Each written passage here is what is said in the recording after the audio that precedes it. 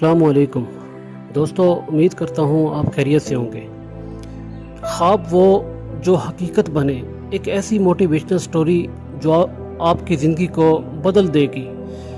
علی ایک چھوٹے سے گاؤں میں پیدا ہوا۔ اس کا بچپن غربت اور محرومیت سے گزرا۔ گاؤں میں نہ اچھی تعلیم تھی، نہ انٹرنیٹ اور نہ ہی بجلی کا مناسب بندوبست، لیکن علی کے خواب بہت بڑے تھے۔ وہ چاہتا تھا کہ ایسا کچھ کرے جو نہ صرف اس کی زندگی بدلے بلکہ اس کے گاؤں کے بچوں کو بھی نئی راہیں دے۔ علی کا سب سے بڑا مسئلہ یہ تھا کہ گاؤں میں شام ہوتے ہی اندھیرا چھا جاتا تھا، کیونکہ بجلی اکثر بند رہتی تھی، بچے پڑھ نہیں پاتے تھے اور بزرگ کام مکمل نہیں کر سکتے تھے۔ علی نے طے کیا کہ اس مسئلے کا حل ڈھونڈا جائے۔ اس نے سکول کی پرانی سائنس کی کتابوں سے سولر انرجی کے بارے میں پڑھا۔ علی نے کباڑ سے پرانے پنکھے، بلب اور ٹوٹے ہوئے سولر پینل جمع کرنے شروع کیے۔ دن میں مزدوری کرتا، رات کو تحقیق کرتا۔ اس نے یوٹیوب ویڈیوز گاؤں کے باہر جا کر دیکھیں جہاں نیٹ ورک آتا تھا، اور نوٹس بناتا۔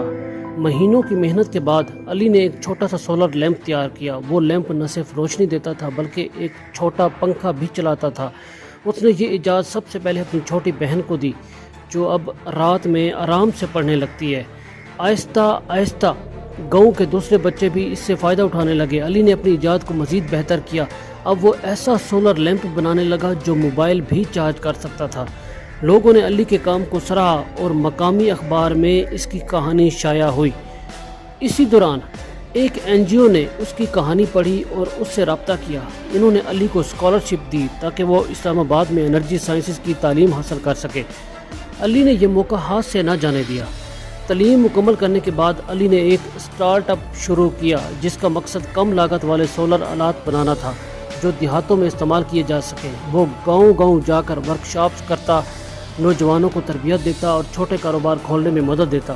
آج علی کا نام پاکستان کے نوجوانوں میں آتا ہے جنہوں نے نہ صرف اپنی قسمت بدلی بلکہ دوسروں کے لیے بھی نئی راہیں کھولی۔ علی کی کہانی سے ہمیں یہ سبق ملتا ہے کہ اگر جذبہ، لگن اور نیت ہو تو وسائل کی کمی بھی رکاوٹ نہیں بنتی۔ ایک عام سا نوجوان بھی غیر معمولی کارنامے انجام دے سکتا ہے، بشرط یہ ہے کہ وہ اپنی سوچ کو محدود نہ کرے اور مسائل کے حل تلاش کرنے کی جستجو رکھے۔